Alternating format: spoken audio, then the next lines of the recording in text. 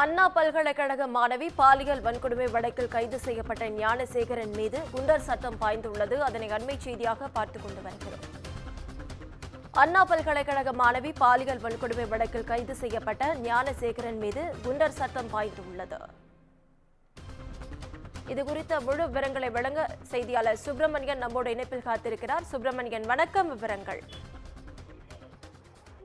அண்ணா பல்கலைக்கழக மாணவி பாலியல் வன்கொடுமை செய்யப்பட்ட வழக்கில் கடந்த 25ஆம் தேதி ஞானசேகரன் என்பவர் கைது செய்யப்பட்டார். கைது செய்யப்பட்ட அவரை சிகிச்சைக்காக ஸ்டான்லி அரசு மருத்துவமனையில் அனுமதிக்கப்பட்டிருக்கிறார்.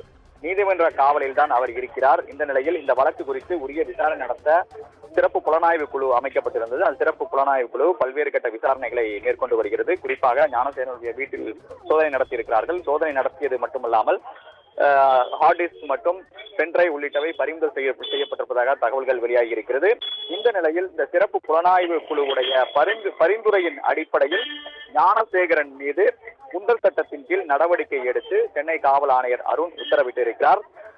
ஏற்கனவே இவர் மீது பல்வேறு வழக்குகள் நிலுவையில் இருக்கிறது. அது மட்டுமல்லாமல் குறிப்பாக ஞானசேகரன் மீது இருக்கக்கூடிய வழக்குகளுடைய பட்டியலை எடுத்து ஆய்வு செய்யக்கூடிய பணி என்பது மேற்கொள்ளப்பட்டு வருகிறது. இதற்கிடையில் இந்த சம்பவத்தின் அடிப்படையில் அவர் மீது குண்டர் சட்டத்தின் கீழ் நடவடிக்கை எடுத்து சென்னை காவல் ஆணையர் அருண் உத்தரவிட்டிருக்கிறார்.